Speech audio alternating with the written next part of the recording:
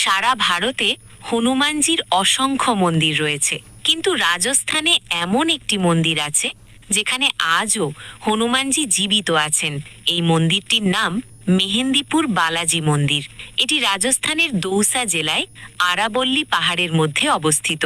এখানে মানুষ শুধু পুজো দিতে আসে না, মানুষ আসে চিকিৎসার জন্য।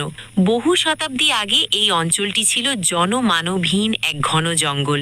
লোকগাথা অনুযায়ী তৎকালীন এক সাধক স্বপ্নে হনুমানজির আদেশ পান। নির্জনে পাহাড়ের গুহায় তিনি দেখতে পান স্বয়ং প্রকট হওয়া তিনটি মূর্তি: বালাজি মহারাজ হনুমানজি, প্রেতরাজ সরকার এবং ভৈরব বাবা। বলা হয় সেই দিন থেকেই এখানে এক দৈব শক্তির সঞ্চার ঘটে। আজও বিশ্বাস করা হয় হনুমানজি এখানে শুধু পাথরের মূর্তি নন, বরং এক জীবিত শক্তি হিসেবে অবস্থান করেন। এই মন্দিরের সবচেয়ে বড় বিশেষত্ব হলো এর চিকিৎসা পদ্ধতি। যারা আধুনিক চিকিৎসায় ব্যর্থ হয়ে কিংবা অশুভ শক্তির প্রভাবে মানসিক ভারসাম্য হারিয়ে এখানে আসেন, তারা মন্দিরের সীমানায় প্রবেশ করতেই অদ্ভুত আচরণ শুরু করেন। ভক্তরা বিশ্বাস করেন বালাজি মহারাজ হলেন পরম বিচারক, যিনি মানুষের কষ্ট দূর করেন। প্রেতরাজ সরকার অশুভ আত্মা ও নেতিবাচক শক্তিকে বন্দী করেন। ভৈরব বাবা সেই দুষ্ট শক্তির বিনাশ ও শাস্তির ব্যবস্থা করেন। মন্দিরে ঢুকলে এক অদ্ভুত শিহরণ অনুভূত হয়। চারদিকে ধ্বনিত হতে থাকে জয় বালাজি মন্ত্র। অনেকে সেখানে চিৎকার করেন, কেউ দেয়ালে মাথা ঠুকে কাঁদতে থাকেন।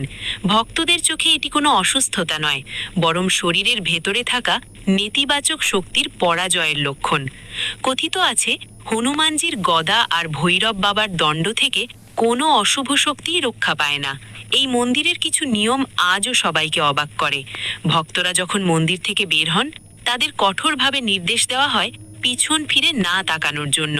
বিশ্বাস করা হয় ফিরে তাকালে কোনো অশুভ ছায়া আবার সঙ্গে ফিরে যেতে পারে। এখানকার প্রসাদ বা জল বাড়ির জন্য নিয়ে যাওয়া নিষিদ্ধ। এমনকি মন্দির থেকে বের হওয়ার পর এলাকার কোনো দোকানে না দাঁড়িয়ে সরাসরি শহর ত্যাগ করার নিয়মও অনেকে পালন করেন। যুগ যুগ ধরে মেহেন্দিপুর বালাজি সেই সমস্ত মানুষের শেষ ভরসা, যারা বিজ্ঞানের সীমানার বাইরে গিয়ে কোনো অলৌকিক সাহায্যের খোঁজ করেন।